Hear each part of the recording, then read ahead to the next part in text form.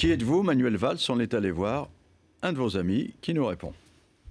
D'abord, c'est quelqu'un de très franc, très clair, très direct et néanmoins, c'est quelqu'un qui a beaucoup de sensibilité. C'est quelqu'un qui a beaucoup de détermination, mais qui ne néglige pas, et c'est rare hein, en politique, cette part du sensible. C'est un artiste quelque part. Ben, il est impétueux, je crois. Il est impétueux, puis il est jeune. Il est jeune et je trouve que c'est bien d'avoir. Non, il a une énergie incroyable. Il a une énergie incroyable et il fait les choses.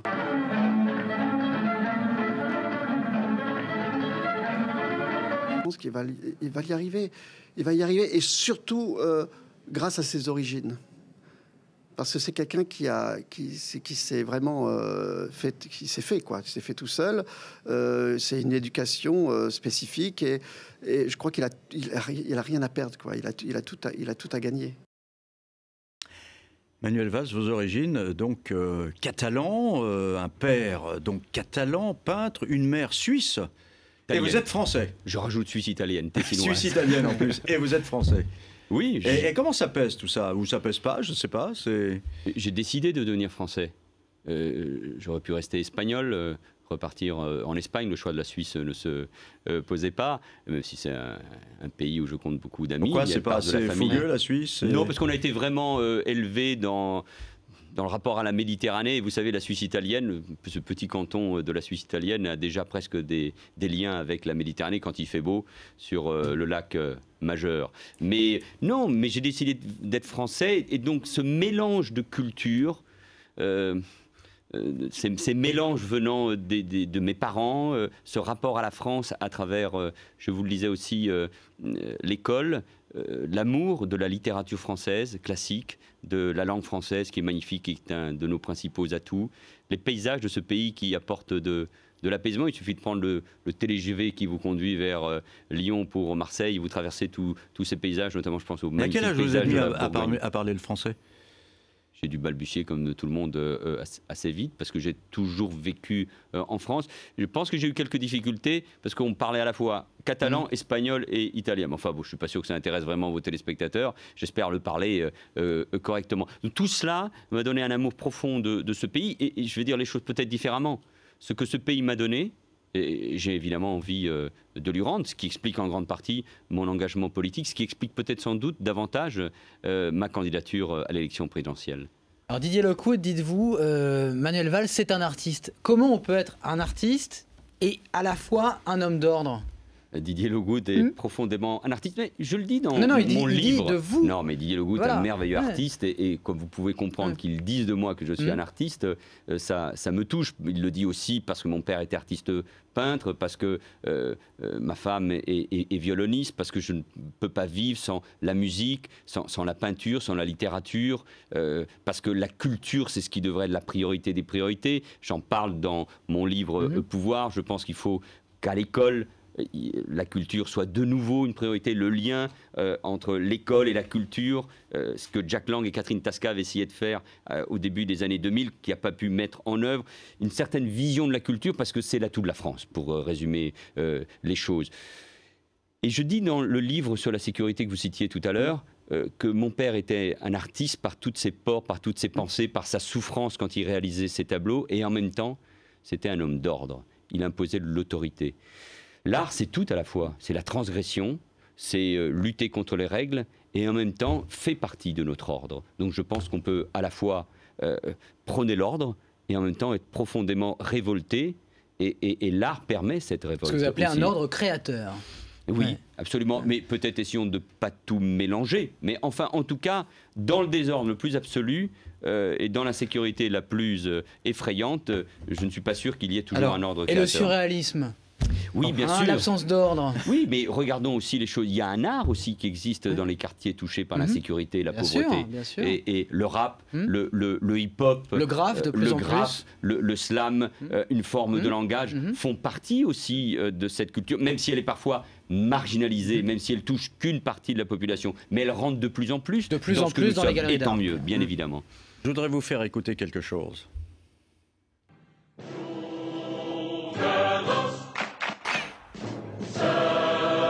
On me passe à chaque fois. Alors, c'est l'hymne du Barça qu'on va continuer à écouter comme ça. C'est écrit par un certain Manuel Valls. Oui, mais ça n'est pas moi, c'est un cousin de mon père, je le dis tout de suite. Un cousin de votre je père. Je ne peux pas distribuer des places pour les matchs de FC Barcelone, je lis à vos téléspectateurs. Non, mais question piège. Question piège. Il se trouve que Lille est champion de France de football. Lille, hein. C'est pas n'importe quelle équipe quand même. Vous voyez à qui je pense en disant Lille. Pas n'importe quelle ville. En Coupe d'Europe, Lille affronte le Barça. Vous êtes pour qui? La question piège. Par principe, j'adore le foot. Et j'adore le foot notamment quand il est créateur. Et Barcelone joue un jeu tout à fait extraordinaire. Et si Lille a gagné le championnat de France, c'est parce qu'il a pratiqué un football qui donnait du plaisir, de l'optimisme, qui était très loin des clichés. Alors, Lille-Barça, vous êtes pour qui? Je crois quand même que pour le moment, je resterai... Vous savez, quand on est supporter d'un club, on l'est jusqu'au bout. Donc, je serai toujours, vous savez, je suis franc, un supporter du Barça. Alors, le Barça, c'est le modèle du jeu collectif. Est-ce que... Mais avec des individualités très fortes. Oui. Ah, ben c'est bien, voilà, vous avez devancé ma question. Voilà. Est-ce que vous préférez pas, vous, finalement, le jeu perso? Non. Moi, depuis toujours, je suis dans le collectif. J'ai travaillé avec Rocard, avec Jospin. J'ai eu des responsabilités à tous les niveaux du Parti socialiste. Je suis un militant discipliné. Parfois, on m'a imposé des choix. Je les ai acceptés. J'ai toujours joué le collectif. Trouvez un exemple où j'ai pas joué le collectif dans les moments les plus difficiles. Non, mais on a l'impression et les plus graves. que malgré un charisme que tout le monde vous reconnaît, y compris au Parti socialiste, vous n'avez pas réussi à fédérer autour de vous. C'est ce que je suis en train de faire à l'occasion de cette primaire. Mais peut-être parce que j'ai pas voulu m'affranchir de mes aînés. Parce que j'ai considéré que le collectif devait primer surtout les primaires, la campagne présidentielle, le moment qui est le mien, l'expérience comme maire d'une ville depuis plus de 10 ans, le travail législatif que j'accomplis au sein de la commission des lois, ce lien entre l'expérience qui est la mienne localement et la traduction politique, le lien que je noue forcément avec beaucoup de Français, c'est l'occasion pour aller plus loin. Sans eux. Si je suis le Messi, le Xavi, le Iniesta, c'est-à-dire les joueurs de Barcelone, c'est pas les mêmes. Messi, c'est celui qui virevolte et qui va marquer les buts. Les deux autres, ils marquent des buts aussi, mais ils donnent le ballon. C'est une belle image. Et puis il y a Puyol qui tient la défense. Vous êtes où, vous? Olivier Masrol, c'est une belle image pour les primaires. Si les primaires, ou à la fin des primaires, le 22 octobre, quand nous allons nous rassembler, ça a montré aux Français que nous sommes une équipe avec des talents, avec des différents caractères, où chacun joue à son poste, eh bien à ce moment-là, nous serons et vous êtes en capacité... milieu offensif ou milieu défensif? Nous serons en capacité de représenter... Vous êtes milieu offensif ou milieu défensif? Moi, j'ai l'impression que je suis plutôt offensif et que j'aime marquer des buts face à l'adversaire. Alors, Didier Lockwood dit de vous que vous êtes impétueux. Alors, être impétueux, c'est bien à 30 ans, c'est bien à 40 ans. À force d'avoir 40 ans, vous allez en avoir 50 l'année prochaine. Est-ce que être impétueux à 50 ans, c'est pas une qualité qui se transforme en défaut, d'être réduit à l'impétuosité? C'est toujours Manuel Valls, le fougueux. Oui, et puis vous rajoutez le catalan, l'espagnol, le sang-chaud, voilà, tous les poncifs. Je suis révolté.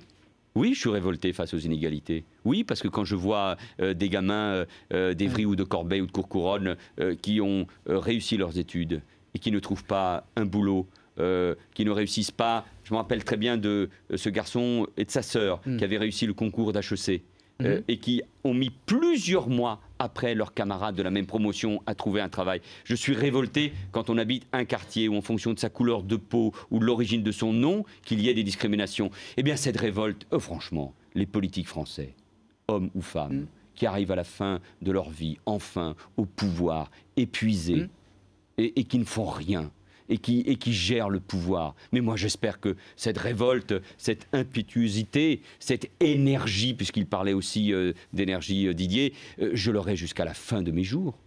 J'espère bien.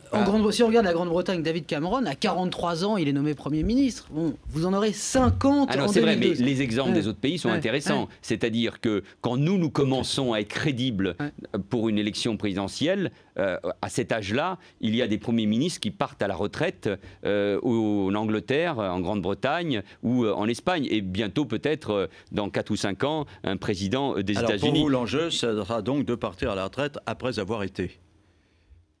Et pas sans avoir été. Le lien entre le politique et l'artiste, c'est qu'il considère sans doute que sa mission, c'est jusqu'à la fin de ses jours, sans doute. Merci Christophe. On passe à la séquence suivante, qui est la dernière de cette émission, l'After RMC avec Christophe Jacobissine. On parle plus foot.